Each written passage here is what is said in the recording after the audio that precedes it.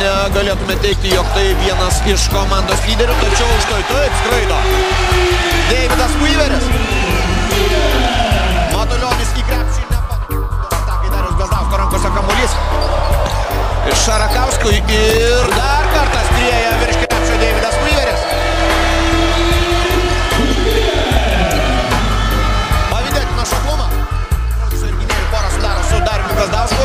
Rengiamas rungtynėms ir Mario Delasas, o Weaveris krauna vieną po kito kamuolius į Lietuvos Ryto krepšį. Trečiasis jo dėjimas šiandien. Surengti dar vieną ataką Davidas Weaveris.